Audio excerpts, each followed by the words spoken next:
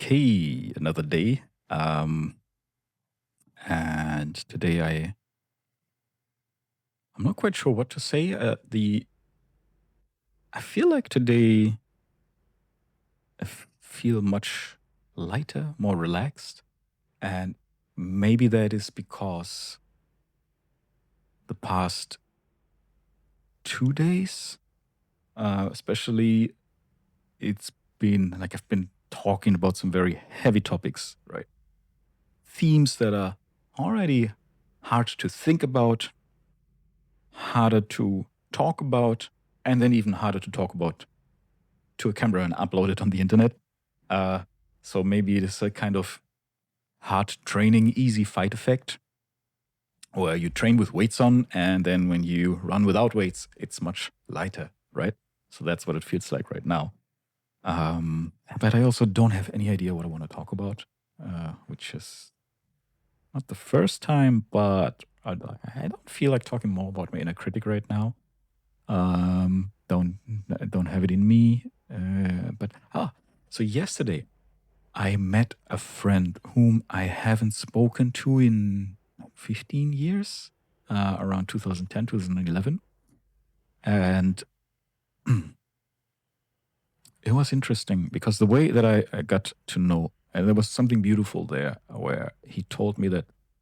So I was organizing, the way I first got to know him was through a tour. I was organizing these adventure tours, and he was one of my clients there. And so, and he was someone who was kind of, imagine a very hard guy, right? He had a chain of mobile stores. Uh, Business was running very well. And at the end of our trip, we ended up on for a couple of days of kind of decompression, right? It was an intense trip. And then at the end of it, we were on this island, very basic, very simple, untouched and beautiful. And so we stayed in these little bamboo huts on the beach, crystal clear blue waters, these karst stone cliffs and mountains, and just beautiful, beautiful water to swim in. And food was like watermelon, coconut, very good food, chicken, right? This kind of stuff. Again, simple but excellent quality. And he told me about this. I didn't really recall, but he told me about this yesterday, where he was like, well, one evening we were sitting there, and he asked me, kind of like, well, what does it cost to be here for a day? I broke it down for him, and it ended up to be something like 15 euros per day, including accommodation and food, right? And in his mind, he started doing the math, where he was like, well, that's less than I pay for a cab ride to the bar. And it was basically his life at the time, you know. Get done with work, cab to the bar, drinking, same stupid shit with the same faces, same people, and then getting back home, having spent like around 150, 170 euros a night, and the next morning waking up smelling of smoke, being hungover, having a headache, needing 5 coffees just to get going again, and repeat, right? And so that math for him in his mind actually caused him to change his life. Like, he would still go out sometime, but a lot less. It wasn't like a daily thing. And he then later visited an island not too far from that little island where we were, and spent a couple of months there. He had sold the business and sat on a good amount of money and didn't have to worry about money for a while. So, and he very quickly got into psychedelics and other substances. And then what followed was kind of like 6 or 9 months of how he described it being permanently high, um, which, in many ways was a great time. But after 6 or 9 months, he woke up in the morning, started smoking cigarettes, and felt empty, really empty. This is how he said it, really empty. And then it took him 2 months. So then he stopped doing substances, and it took him around 2 months to start feeling himself again, to start feel something again, to start feeling emotions again. And that experience then kind of set him on a path of spirituality where he was like, all right, this thing, there's no happiness to be found in this, right? He was like, well, money, cars, women, drugs, at the end, it gets old very fast, right? And there's really no happiness in these outer things. So now I want to find happiness in the inner things. And so that's when he started looking into spirituality a lot. And as it so happened, that island is kind of a mecca for people who, there's a lot of spiritual workshops and spiritual teachers and spiritual seekers and health, all kinds of health conscious activities. And so he started getting into that for a long time, and he learned a lot about himself and life. And eventually, he got to know the woman that would later become his wife, with whom they now have 2 kids together. They're living, they bought a piece of land, and they have a farm there that they pretty much built themselves. And they have a very good life. And he is a very different person from the man I knew all these years ago. Almost like he has a light in himself. When you meet him, he has a light, a shine in his eyes, and a golden heart that maybe, I would say before it seemed like this guy has the heart in the right place, but he's also a very hard guy. It almost seemed like it was like a golden heart behind a iron cage or an iron cube or something. And now it's like it's shining in a much more beautiful way that I feel like it's easier accessible to other people. And I don't know where I'm going with this,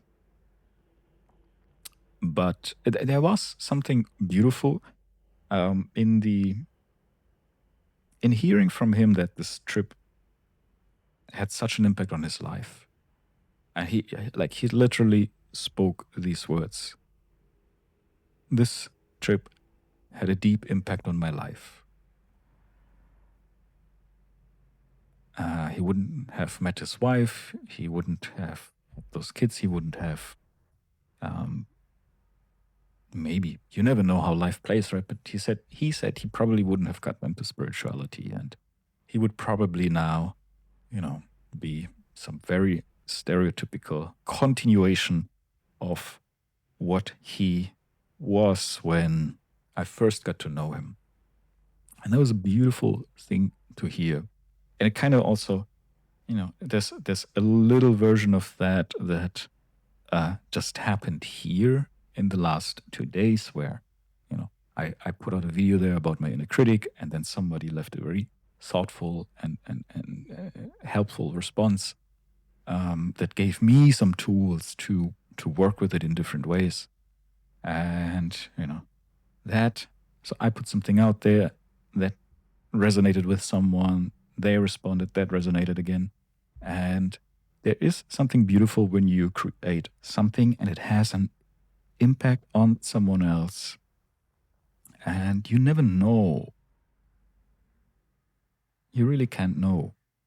And when you hear about that, also for me, like the last 4 years have been probably some of the toughest years they're definitely some of the toughest years of my adult life in many ways. I'm not in a very good place, right?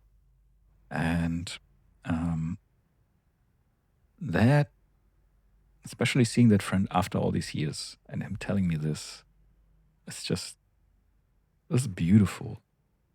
It was beautiful. And this is a time for me where, especially like last month or so, a lot of things have, there's some kind of shift going on where I'm connecting or reconnecting again with a lot of um, people with whom I've been out of touch. And it almost feels like there's some, how to put it, something within us that is connected to something outside of us that our logical mind maybe can't be wrapped around clearly, right? And there's a kind of resonance with from something within us to something without us. And inner critic is kicking in heavy right now. I'm all like, what the fuck are you talking about here? Come on, make a point. You're sounding stupid. So there you go.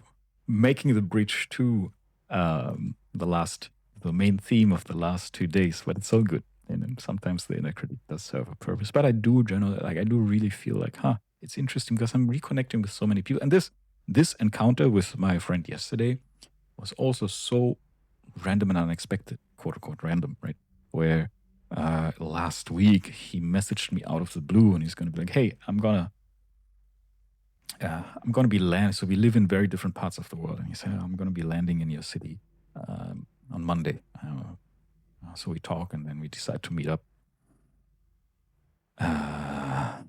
And there's been a couple of instances like this where another one was recently a friend who opened an Instagram account for the first time in 2026, and then you know how it goes. It shows a recommendation because somehow we are connected on Facebook.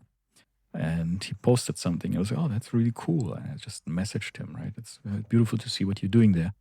And so we started talking, and then we've had many conversations since then. And it's kind of funny because we have some parallels in both our lives in recent years where it was, it almost feels like cosmic interference or something like that. And again, the inner critic's coming in with taking the gloves of punching me in my face now internally. But it's all good. I believe in that silly stuff. It's hard not to sometimes.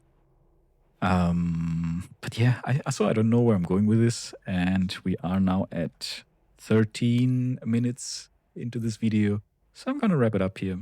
And again, just